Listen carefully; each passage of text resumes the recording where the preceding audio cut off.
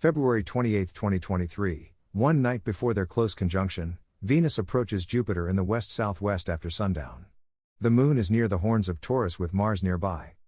2020, October 8, among the stars along the ecliptic, the gibbous Moon, overexposed and behind the tree leaves, is 3.3 degrees to the upper left of Zeta Tauri, Zeta Tau, the southern horn of Taurus, and nearly 7 degrees to the lower left of Elnath, the northern horn.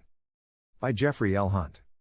Chicago, Illinois, sunrise, 6:27 a.m. CST, sunset, 5:40 p.m. CST. Check local sources for sunrise and sunset times for your location. Times are calculated from the U.S. Naval Observatory's MICA computer program. Jupiter's Great Red Spot's transit times, when it is in the center of the planet in the southern hemisphere, 8:38 UT, 1834 UT. Convert the time to your time zone. In the U.S., subtract 5 hours for EST, 6 hours for CST, and so on. Use a telescope to see the spot. Times are from Sky and Telescope magazine. Here is today's planet forecast. Morning sky. The morning sky has 2 bright planets, but they are hidden by bright early morning twilight.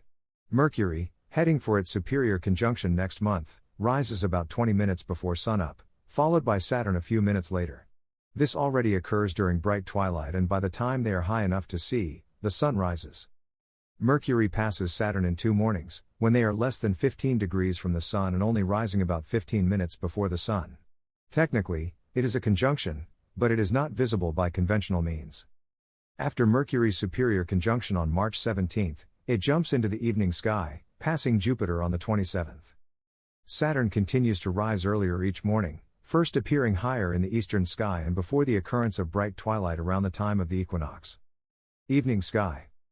Chart caption, 2023, February 28, Venus closes in on Jupiter after sundown in the west-southwest.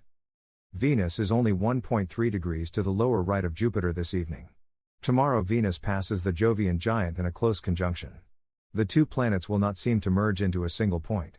They'll be separated by a distance slightly larger than the diameter of the full moon. 45 minutes after sundown, Venus is about 20 degrees above the west-southwest horizon. It is the brightest star-like object in the sky, rivaling the lights on a low-flying airplane. Slightly dimmer Jupiter is immediately to its upper left. After tomorrow's conjunction, Venus steps to the east, opening a gap each evening.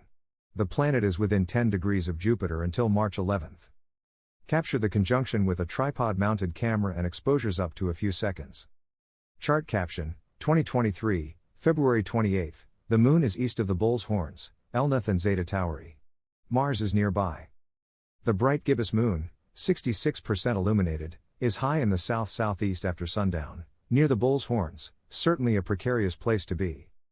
The lunar orb is 6.4 degrees to the lower left of Elnath, the northern horn, and 7.3 degrees to the upper left of Zeta Tauri, the southern horn.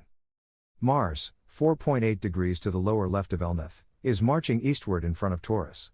It passes Elnath on March 9, moves between the horns on the 11th, and passes Zeta Tauri on the 14th. The planet's brightness fades as Earth moves away. This evening Mars is slightly brighter than Aldebaran and about the same brightness as Betelgeuse.